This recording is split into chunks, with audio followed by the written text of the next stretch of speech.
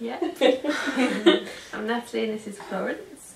I'm Harriet and this is Hetty. I'm Jane and this is Elizabeth. I'm Lindsay and this is Jo. Mine was most helpful for the delivery, the actual delivery, because I just trusted my body to do it and I didn't have to push, just breathed, carried on breathing and eventually it popped out. Your body did what it Yeah. wanted to do. Yeah. Oh, not with the foot. No, going purple in the face. And when I got into the birthing pool for the last hour, I was focusing on just breathing her out, and my husband said when I'd actually given birth, I was so shocked when I had a baby put in my arms because I'd been so focused on just breathing and concentrating so hard. I kind of forgot that that's what was happening at the end of it. What a lovely surprise. Yes. I think it helped us with the delivery, and with really looking forward to giving birth. We just couldn't wait for that lovely time where we could just focus on having a lovely time and relaxing and enjoying it, and we did. And we got the birth pool done, and the midwife turned up and told us we couldn't use the birth pool yet because there's no way that we were ready, and examined me and said, "Oh my God, you're 7 to 8 centimetres." And said, "I know you didn't want to know, but I had to tell you, you're doing very well." I said, "I know, we were very clever." So yeah, my husband and I sat in the pool and until I was ready to start breathing her down, and then we got out, and after 4 hours of breathing and eventually pushing because my contractions really slowed down. Yeah, and Hetty was born on the bed at home, which was lovely. And she did the what's it called where they climb up? The breast crawl. Yes, Oh, yes, she did her breast crawl up up to her first feed. Yeah. Yeah, Elizabeth did a breast crawl, but not on the first feed, but a little bit later. Yeah, we did about a week later. I think the nicest thing about it was that I thought I'd forget everything and thought was in this panic that I wouldn't know how to relax, whereas actually it all just, even though my circumstances were completely the opposite to what we'd planned, it still all just sort of just came. And even when they said, you know, you need to go home, there's no way you're in labour, and I knew I was, and I knew she was breech, I didn't panic. I just went okay and just went home and thought, well, she's going to come when she's going to come, and if they don't want me in hospital, then I'll just see what happens. But I just didn't panic, and it was really strange because looking at situations now I'd think, oh my goodness, I would have really panicked, but actually it all just sort of came as second nature, I think, from practising it regularly. I didn't have to think, right, now I need to do this breathing and stuff. It just all sort of just happened. So even though you didn't get the birth you planned, you still got a nice, calm, relaxed. Yeah, and it was lovely, full of smiles and giggles, and it was really nice. So. Yeah, and not stress. Lovely. I would say to really trust instinct. Yeah, especially with the breastfeeding afterwards. I had a lot of midwives trying to apparently help that actually weren't being very much help, and I wish I'd just really stood my ground, because I did all through labour and everything else. I stood my ground, trust my instinct, but to continue that afterwards as well with things, it seemed like I'd focused so much on trusting myself through the beginning stages, and then when she arrived I was suddenly like, okay, I'll listen to what you're saying now, whereas actually I should have carried on going by instinct. Yeah, trust yourself. Yeah. And your baby. Yeah. But I would definitely recommend hypnobirthing to anyone. I thought I'd be the screaming mother, swearing that I'd never have children again, screaming at my husband, but I didn't want that. But I thought that was how it was going to be, and I'm so pleased that it wasn't. That it was calm and relaxed.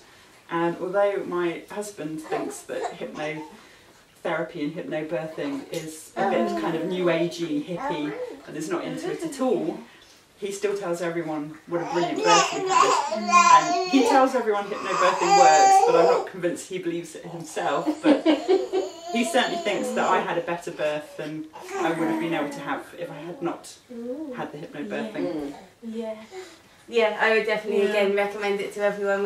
It was a completely positive experience, and straight afterwards we wanted to do it again, and then we thought that's going to fade, it must be the hormones, and ever since we thought that it was fantastic, entirely positive and really doable. It's really real, it does work.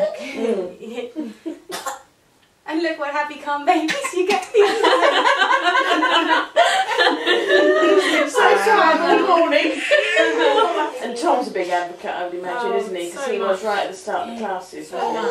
Because he said that he could see the change in me, and he just says that I did so well, and that even though I possibly at one point didn't think I was doing well, he just thinks it was amazing.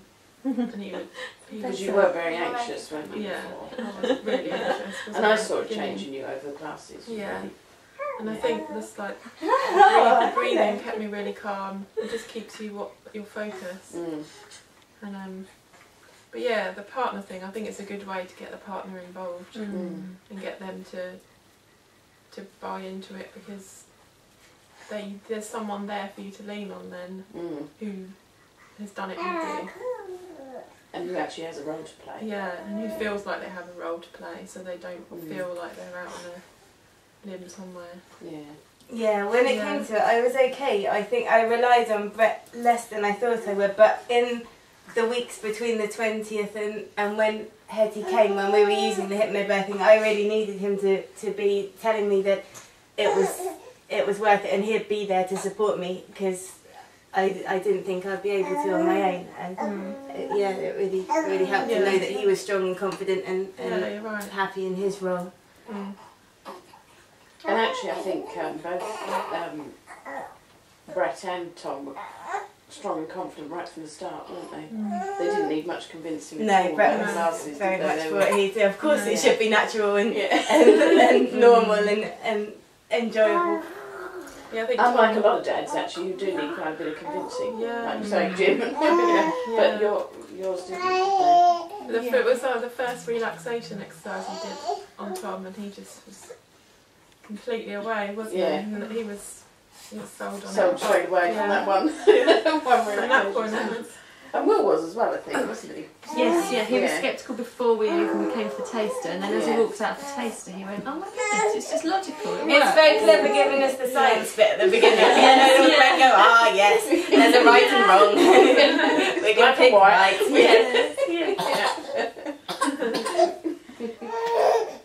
Enjoying the pregnancy as well was so much nice. There was no sort of fear at the end of it. Like friends of mine that had babies spend a lot of their pregnancy worrying about the labour, and it was actually really nice to just enjoy pregnancy for what it is without having like an overhanging worry.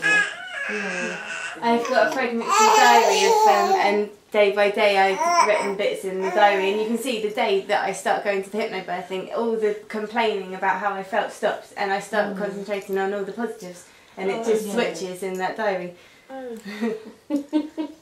And actually found it felt better, and pregnancy symptoms were almost welcomed rather than being annoying kind of thing. Yeah. Because it was all like, oh, it's my baby. What do you mean, loud baby? I just was thinking as well that that afterwards that Hetty was so happy and so calm straight after the birth. She did one cry to say hi, I'm here and everything's fine, and then she didn't make a sound. She fed and then went to sleep, and we didn't hear from her till the morning.